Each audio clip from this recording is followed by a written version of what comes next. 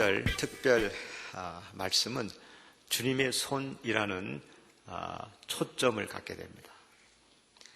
주님을 기다리는 마음으로 예수님에 관한 복음서 말씀을 통해서 하나님의 말씀을 듣겠는데요. 특별히 예수님의 손, 주님의 손이라는 창문을 통해서 4주 동안 예수님을 다시 보고 또 예수님을 만날 수 있기를 바랍니다.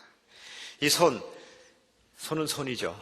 그러나 그냥 손이 아닙니다. 이 손은 언어이죠. 손이 많은 말을 합니다. 사실 입이 다 할 수 없는 말을 손이 말을 하죠. 손은 감정입니다. 손은 얼굴과 표정이 표현할 수 없는 온갖 감정을 표현합니다. 분노와 사랑과 기쁨과 아픔과 놀라움 등등 손은 많은 감정을 갖고 있고 그 감정을 표현합니다. 손은 인격이죠. 이 손이 하는 것이 그 사람의 인격이고 손에 바로 그 사람의 모든 것이 있습니다.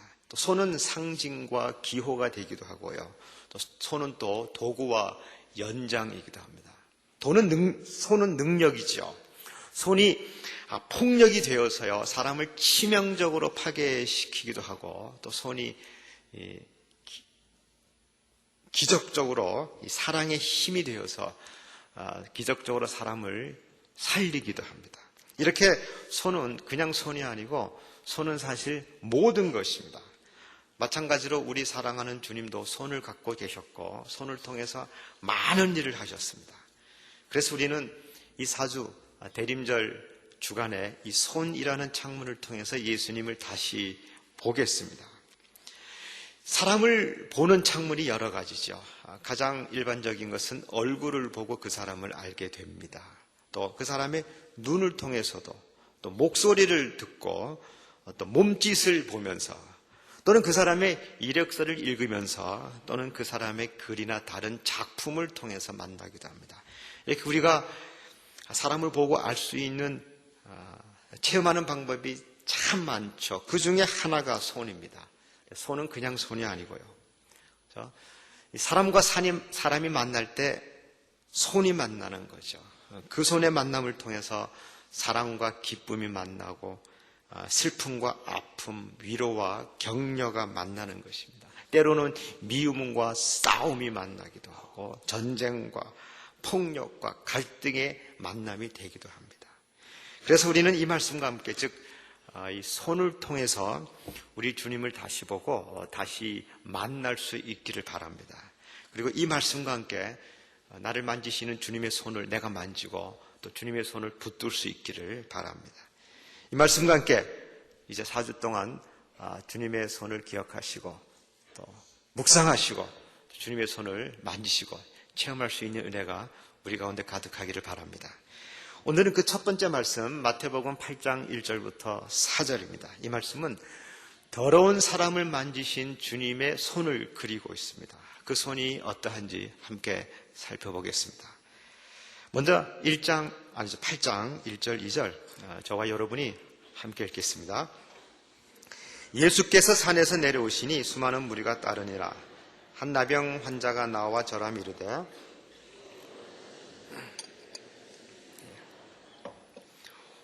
마태복음 5장 1절은 이렇게 기록하고 있습니다. 예수께서 무리를 보시고 산에 올라가 앉으시니 제자들이 나온지라. 그리고 5장, 6장, 7장은 예수님께서 산 위에서 설교하십니다. 그래서 산상수훈이라고 하죠. 그 산상수훈을 마치시고 8장 1절 예수께서 산에서 내려오시니 많은 무리가 따르니라 하고 있습니다. 오늘 이야기의 배경이 아주 중요합니다. 바로 산상수훈 직후에 나온다는 겁니다. 신약 성경이 반지라면 산상수훈은 그 반지에 박힌 다이아몬드라고 합니다. 이렇게 중요한 말씀 바로 다음에 위치하고 있다는 것, 이거 아주 중요한 의미를 갖고 있죠. 즉 예수님께서 하나님 나라에 관하여 산 위에서 앉으셔서 말씀하신 것이 산상수훈이라면 오늘 마태복음 8장의 말씀은 예수님께서 산에서 내려오셔서 거리에서 걸어 다니면서 실천적으로 행하신 말씀이라는 겁니다.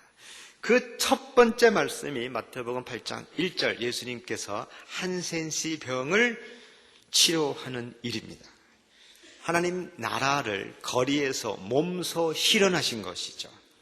다른 표현으로 말씀드린다면 산상수훈의 첫 번째 실천이 되는 겁니다. 예수님께서 산상수훈을 마치고 내려갔을 때 일어난 일이었음을 8장 1절이 말하고 있고요. 이 기능 이외에 8장 1절의 말씀은 다른 기능을 하나 더 갖고 있습니다. 즉 오늘 등장하는 한센시 병 환자가 바로 그 산에서 내려오는 많은 무리들 가운데 있었다는 사실을 말하는 거죠. 그래서 우리는 산에서 내려오는 많은 무리들을 이제 세 그룹으로 구별할 수 있습니다. 대다수를 차지하는 큰 무리들이고요. 한쪽에 예수님, 그리고 한쪽에 한센시 병 환자가 있습니다. 이 한센시 병 환자는요, 물론 공중 가운데 나타날 수 없었습니다. 나타났다가는 사람들로부터 돌에 맞아 죽을 수도 있고요.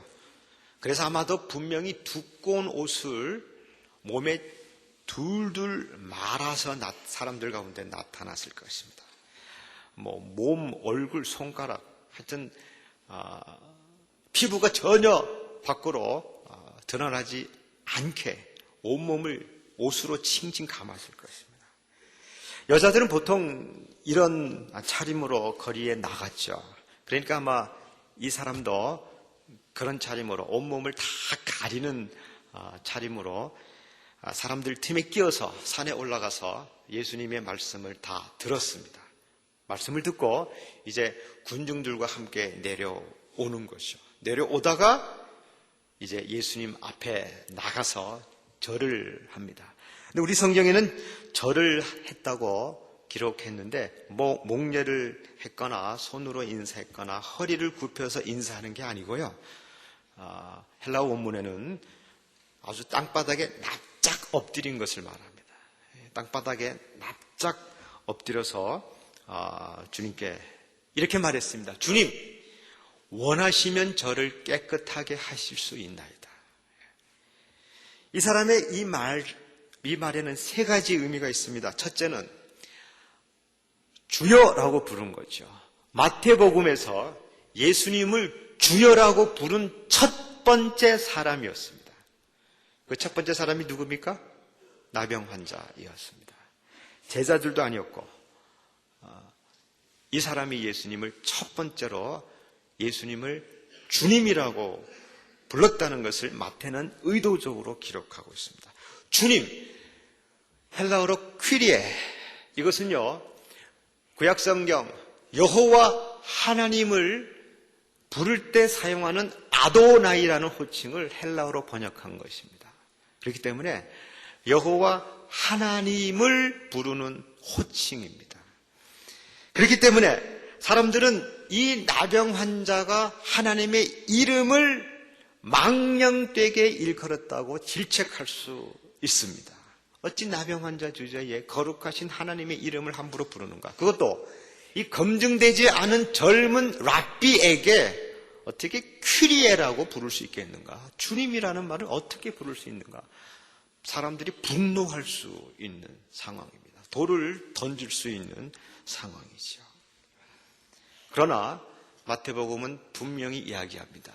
이 예수님을 주님이라고 처음으로 부른 사람은 이 사람이었다는 것을 말입니다. 두 번째, 주여 원하시면 저를 깨끗게 하실 수 있습니다.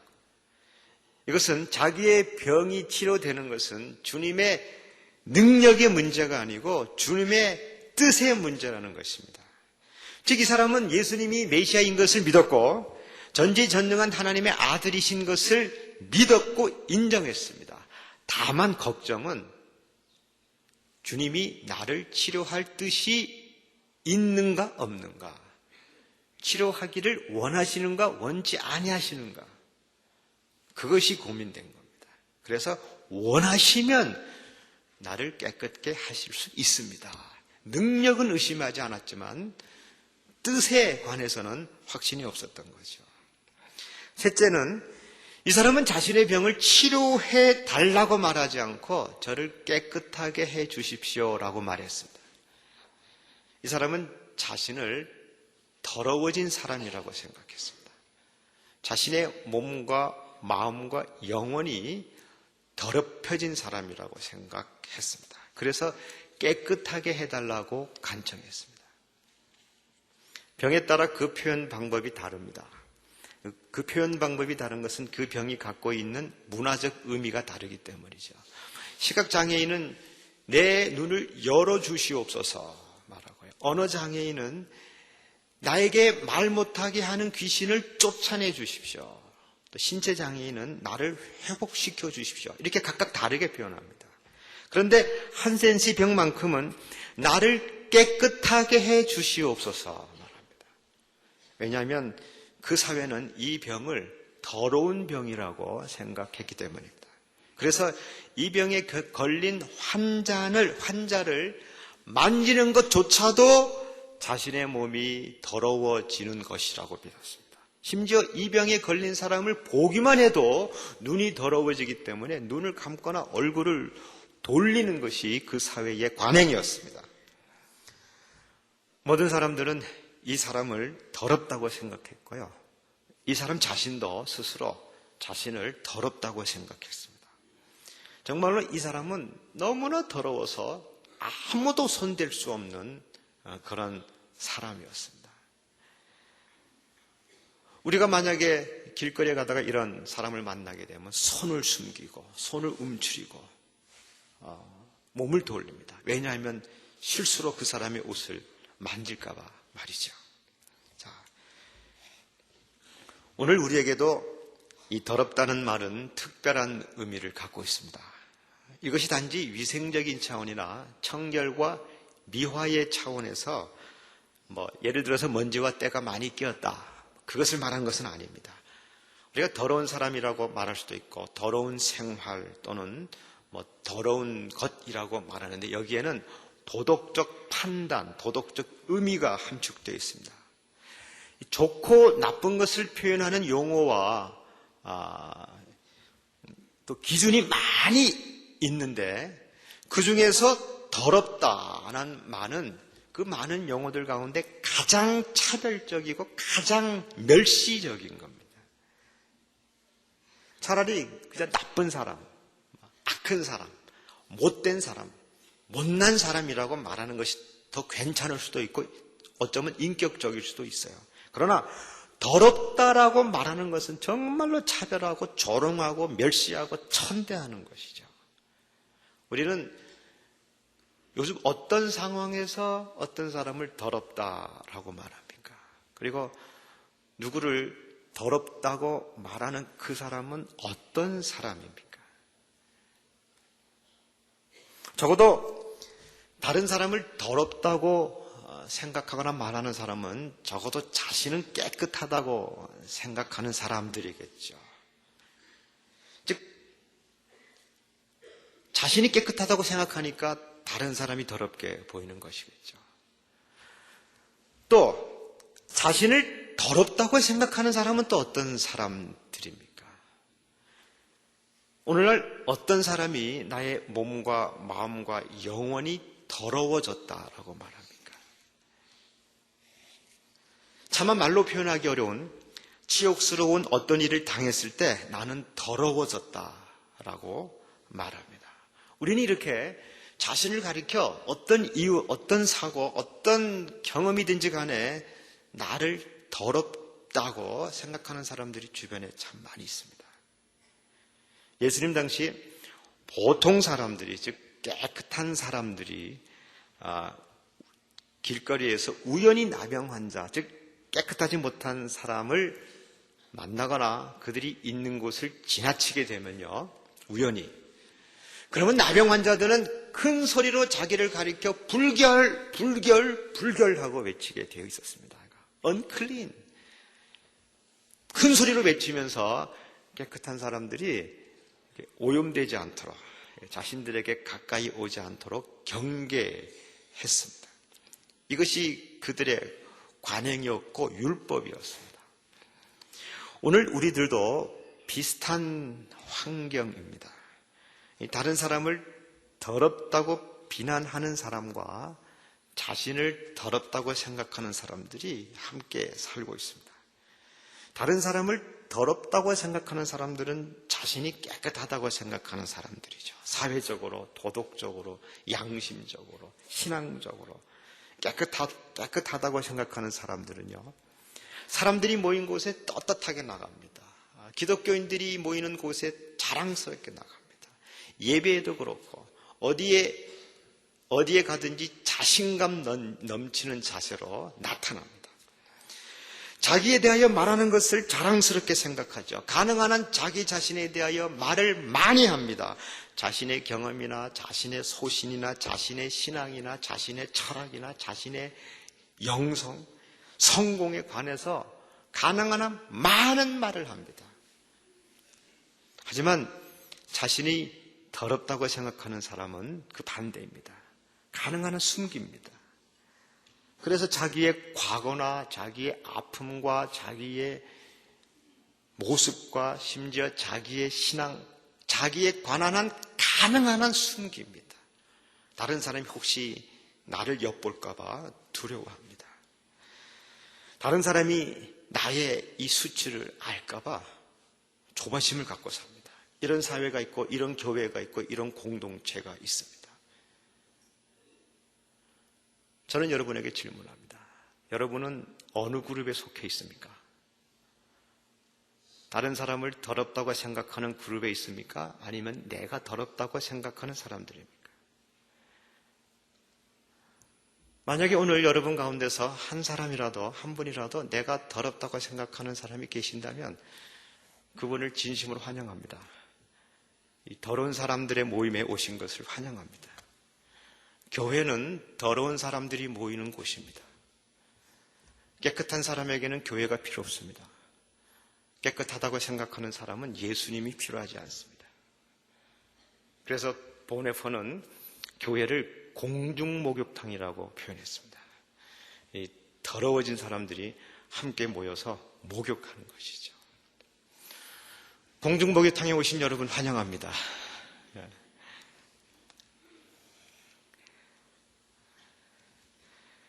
사실 우리 모두는 더러운데요.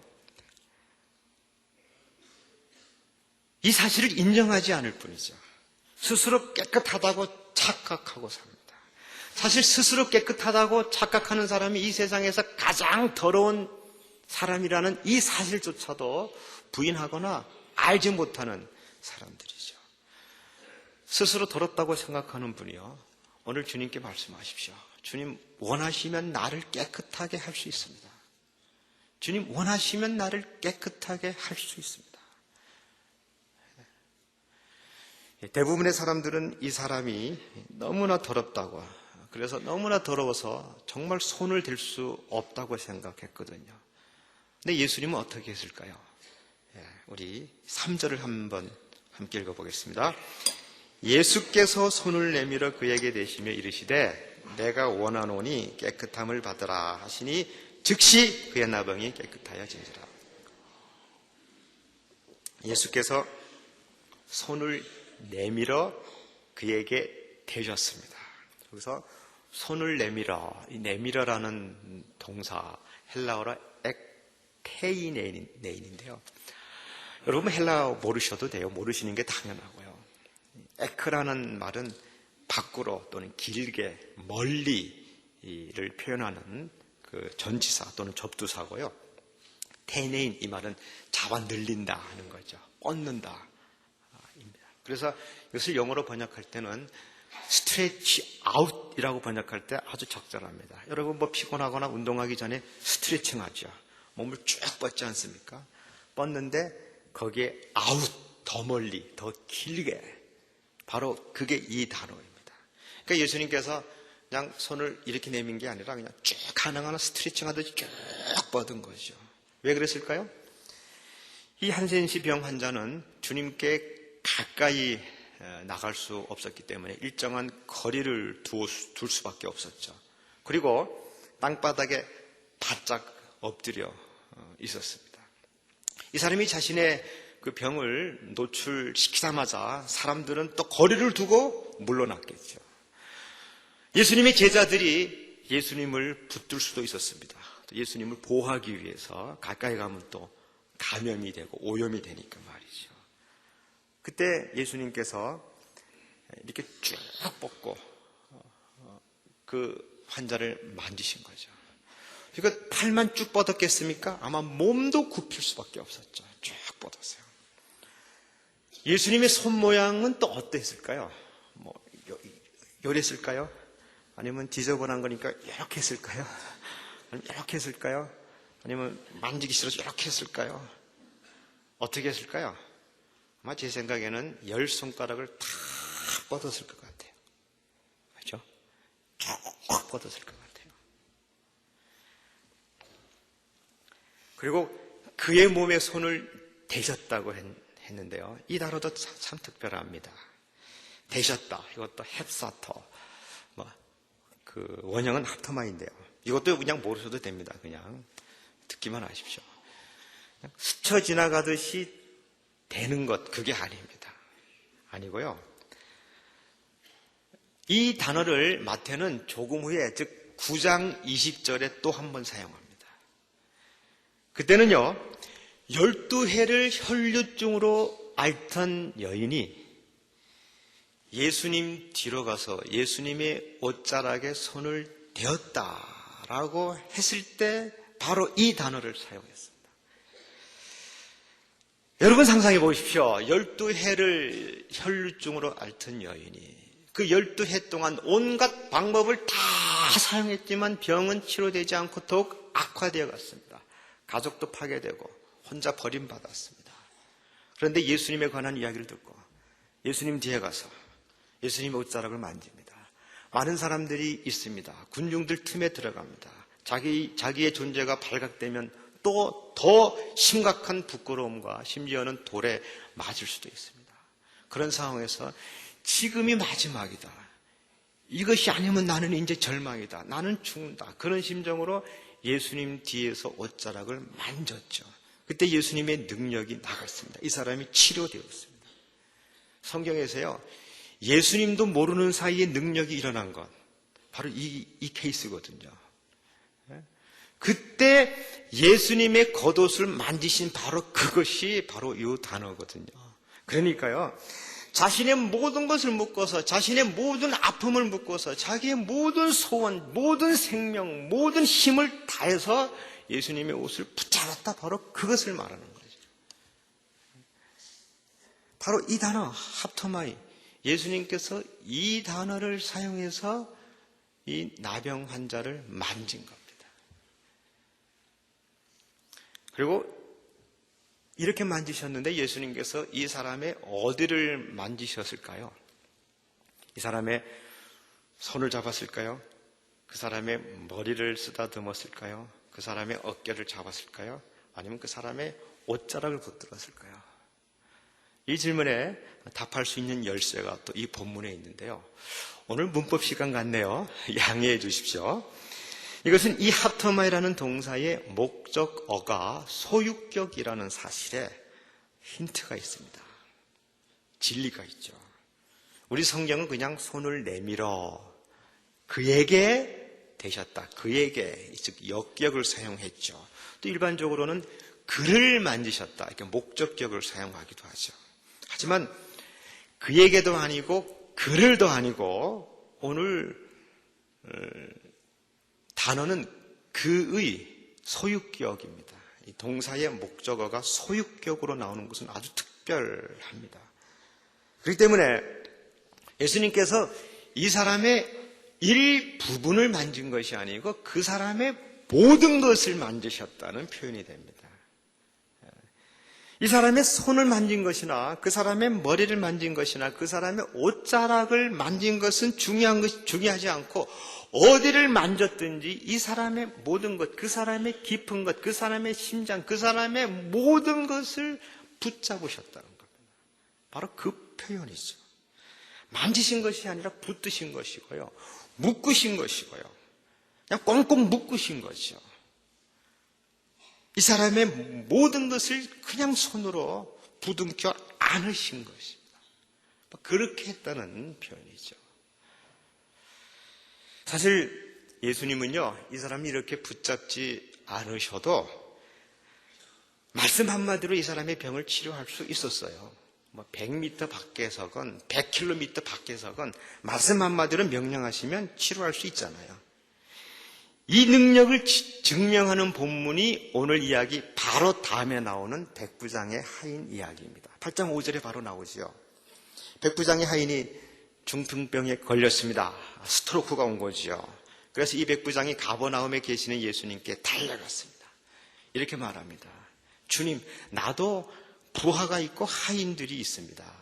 그렇기 때문에 주님께서 우리 집에 오시는 것을 제가 감당하지 못하겠사오니 다만 여기에서 말씀만 하옵소서. 그러면 제 하인이 나을 것 같습니다. 믿습니다. 했더니 예수님도 깜짝 놀래요. 이만한 믿음을 내가 다른 곳에서 본 적이 없다고 그러고요. 그리고 바로 그곳에서 내 믿음대로 될지어다. 그 순간 다른 동네에 있는 이 백부장의 하인의 병이 즉시 나음을 받았습니다. 자, 예수님은 이렇게 할 수도 있었습니다. 예수님께서 멀리 떨어진 상태에서 손을 하늘로 향하여 드시면서 내 병이 깨끗함을 받을지어다. 그러면 그 나병 환자의 병이 순식간에 나을 수도 있거든요. 그럼에도 불구하고 예수님은 몸을 굽혀서 칼을 뻗어서 이 사람의 모든 것을 통째로 부둥켜 안으시면서 내가 원하노니 내가 깨끗함을 받으라고 말했습니다. 이것이 예수님의 손입니다. 이 예수님의 손이 예수님의 사랑입니다. 이것이 예수님의 모든 것이요. 이것이 예수님의 구원의 능력이고요. 바로 이 손이 십자가에서 못이 박혔습니다. 바로 이 손이 오늘 우리를 만지고 계십니다. 바로 이 손을 여러분 만질 수 있기를 바랍니다. 이 손을 체험하십시오. 예수님은 이 손으로 우리를 만지고 계십니다. 여러분이 주님 저는 더럽습니다. 주께서 원하시면 나를 깨끗하게 하실 수 있습니다. 그렇게 간청하시면 오늘 이 사람을 붙들고 깨끗하게 하신 예수님께서 바로 여러분을 즉각적으로 깨끗하게 해 주십니다. 주께서 말씀하셨던 내가 원하노니 이거 아주 강조한 겁니다. 내가 진심으로 원한다. 내가 기뻐한다 하죠. 이 한센시 병 환자는요, 주님의 능력을 의심하지 않았지만 주님의 뜻은 확신하지 못했어요. 왜냐하면 이 사람은 이제까지 평생 동안 다른 사람이 자기를 기뻐하는 것을 경험하지 못했거든요. 아무도 자기 병이 나아지기를 진심으로 원한 사람이 없었거든요. 모든 사람으로부터 배신당했고 거절당했고 수치와 억압이 이 사람의 모든 것이었죠. 그래서 주님께서 강조하는 겁니다. 내가 원한다. 정말 기뻐한다. 너를 부둥켜 안는 게 기쁘다. 너를 낫게 하고 싶다. 내가 원한다. 이것을 강조하시는 겁니다. 여러분, 어느 편에 서 계십니까?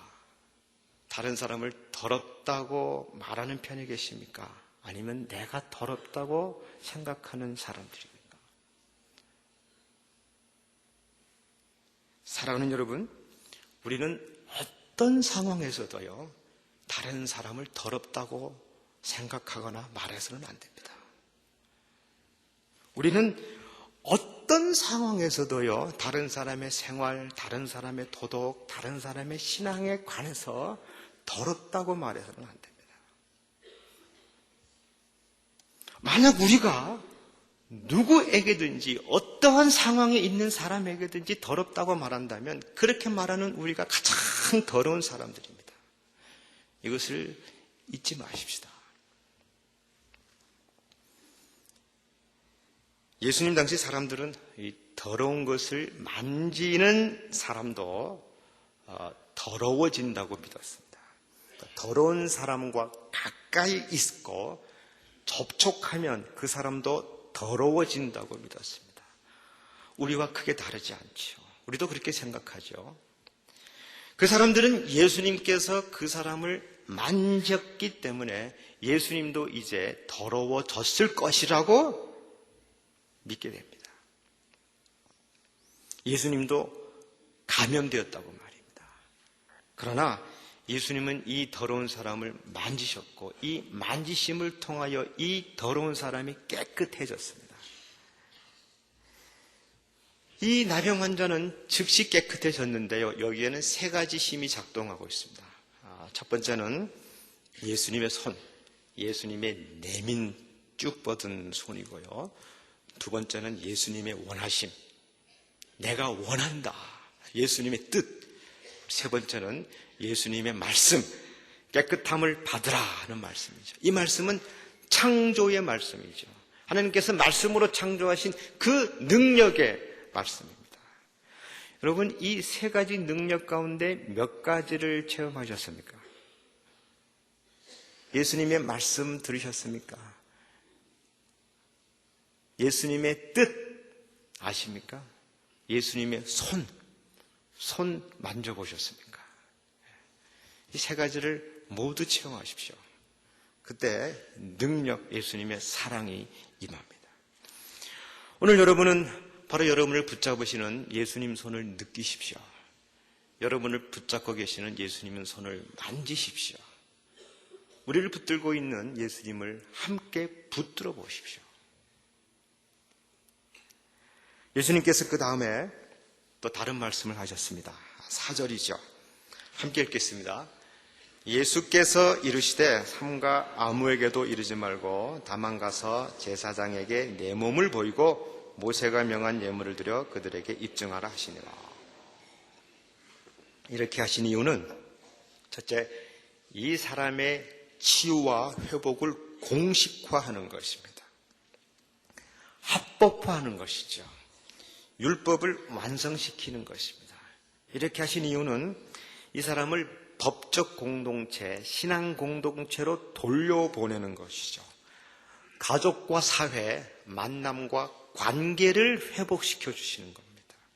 그러니까 전인적인 회복이죠. 통전적인 회복이라고 할까요? 그냥 이 사람의 병 하나 치료한 게 아니고 병리학적인 시술 또는 치료한 것이 아니고 이 사람의 모든 것을 치유해 주셨고 회복시켜 주십니다. 예수님은 오늘도 우리를 이렇게 통전적으로, 전인적으로 구원해 주십니다. 사실 우리가 손으로 하는 일은요, 거의 기억되지 않아요. 그죠? 자동적으로 하거나요, 또 무의식 가운데 하거나 또는 습관적으로 하는 게 많기 때문이죠. 또 우리가 만나는 사람들 얼마나 많습니까? 우리가 또 손을 댄 사람들이 얼마나 많고 악수하는 사람들이 얼마나 많습니까? 지금까지 여러분들도 참 많은 사람 만났고 또 많은 사람의 손을 붙잡으셨죠. 어느 정도 기억하십니까? 그런데 말이죠, 어떤 만짐, 어떤 손, 어떤 터치는 평생, 아니 영원토록 잊혀지지 아니하는 것이 있습니다. 오늘 본문에 나오는 이 사람은 이 단 한 번 느껴본 주님의 손을 이제 평생 잊지 못할 것입니다. 이 단 한 번의 만짐을 통해서 이 사람은 깨끗해졌습니다. 이 단 한 번의 만짐을 통해서 이 사람은 즐겁게 살 수 있었습니다. 이 단 한 번의 만짐을 통해서 이 사람은 이제 사람답게 살 수 있었습니다. 이 세상에 많은 사람들의 손, 사실은 손가락이죠. 이 손가락은 이 사람을 정죄했습니다. 이 사람으로 하여금 부끄럽게 느끼도록 만들었고 자신이 더럽다고 불결하도록 생각하게 강요했습니다. 그러나 이 주님의 손, 이 주님의 손은 단 한 번의 만지심을 통해서 이 사람을 묶고 있는 사슬로부터 풀어주었습니다. 주님의 손, 이 단 한 번의 만짐을 통해서 이 사람을 억압으로부터 해방시켜 주었습니다. 이 단 한 번의 만지심을 통해서 이 사람은 이제까지 받아보지 못했던 그 사랑으로 사랑받게 되었습니다. 우리가 주님을 기다리는 것은 이런 손을 기다리는 겁니다. 우리가 주의 오심을 기다리는 것은 이런 손이 우리에게 나타나는 것을 기다리는 겁니다. 이러한 손이, 주님의 손이 저 여러분에게 임하기를 바랍니다. 이러한 손이 여러분을 붙드십니다. 여러분을 만지십니다. 이제 대림절, 이러한 주님의 손을 만지고 만나고 붙드는 계절 되기를 바랍니다. 이제 주님의 손을 만지십시오. 바로 오늘 우리 상처난 가슴과 움츠러든 마음을 만지시는 주님의 손, 그 손을 만지는 은혜가 가득하기를 바랍니다.